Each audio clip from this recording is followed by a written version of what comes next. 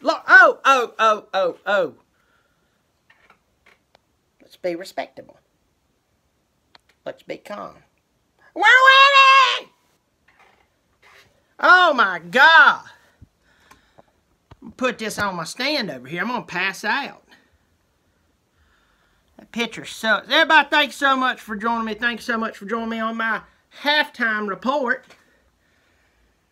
for the Clemson National Championship game with Alabama. Now, I'm up here in my room where I normally do my show. Hope y'all like the popcorn ceiling. It's very nice. How many in this room, aside from me, would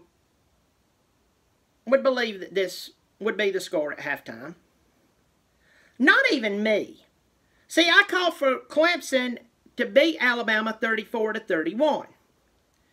Still very possible.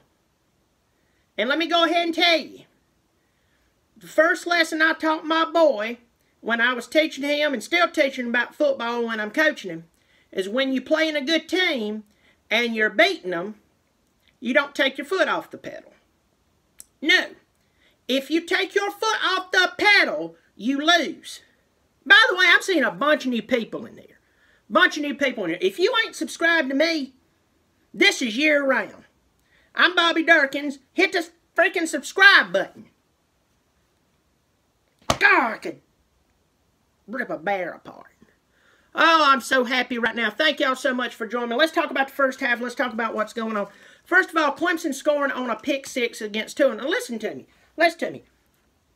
I believe Clemson's going to definitely win this game now. They cannot afford any mistakes. They can't take their foot off the pedal. Okay, that's all of that stuff is common sense in football and in sports, period. I don't care if you're playing lacrosse, which that's technically not a sport, though they say it is.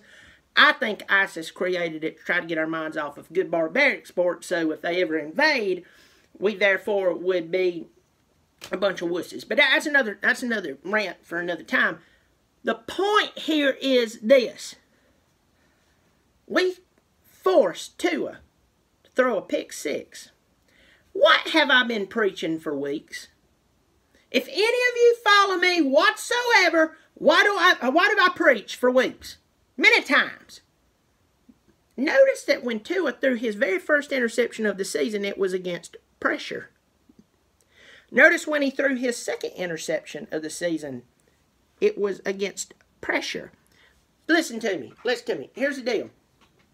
Anytime a quarterback has pressure on them, there's more chances for them to throw interceptions.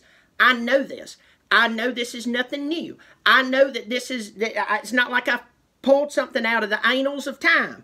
When you put pressure on a quarterback, they're more prone to mess up. That's why you put pressure on a quarterback. But the thing is, the media preached to us so much about how great Tua is. Tua's a great player. I think he's got a great story. Seems like he comes from a good family. Listen, this is not personal. This is just pure football. If he was playing for Clemson, I'd be taking up for him.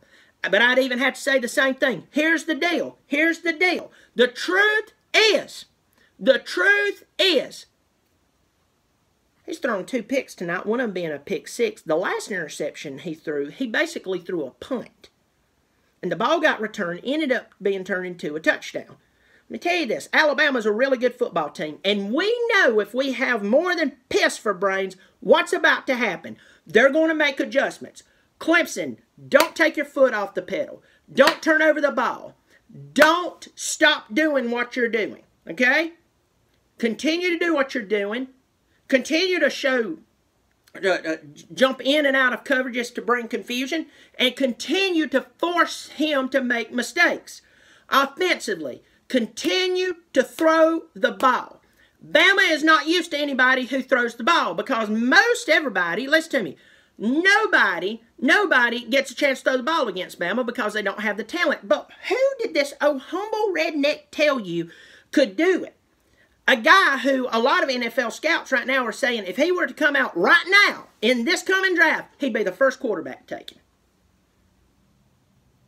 That's who you're playing against. A guy who is 6'6", who can throw the ball faster than NFL quarterbacks, who has the range, who has the mindset. Listen to me, people. I don't care if you're wearing this or if you're playing for the Mississippi School of the Deaf, Blind, and Mute. I'm telling you, it's going to happen. But nobody would listen to me. Nobody would listen to me. Bama is going to win. Bama. Why are you even saying that? Well, this is the most complete team Saban's ever had. Is it? Because between me and you, I believe that, yes, we are an extremely talented team, but I think the team that we beat for the national championship a couple of years ago looked better than this one.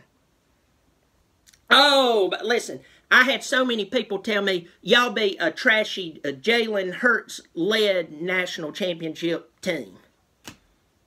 Or national contender team. That's why you won. Let me go ahead and be honest with you, and I'm going to tell you the truth.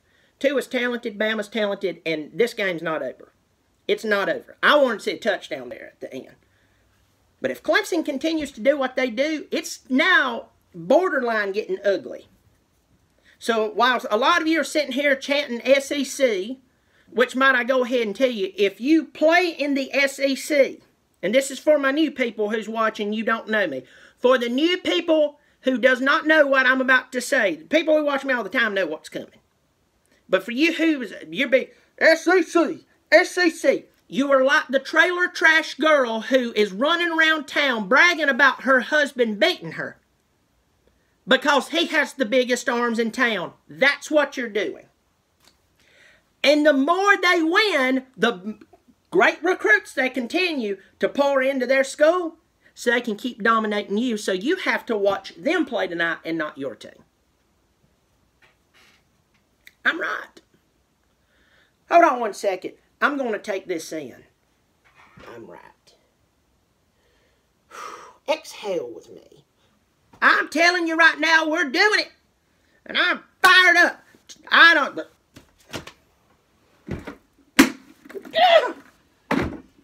So what do we have to do? Once again, recap. In the second half, Trevor Lawrence has got to continue to do what he is doing. Don't take your foot off the pedal. Don't forget what you have been doing and what you can continue to do. Because let me tell you this. Clemson has not played a team like Bama all season. You're right. You're right. The ACC sucks. But as Bama's finding out tonight, Bama has not played a team like Clemson in a very long time. Especially this team. Well, listen, y'all, I'm going to let y'all go.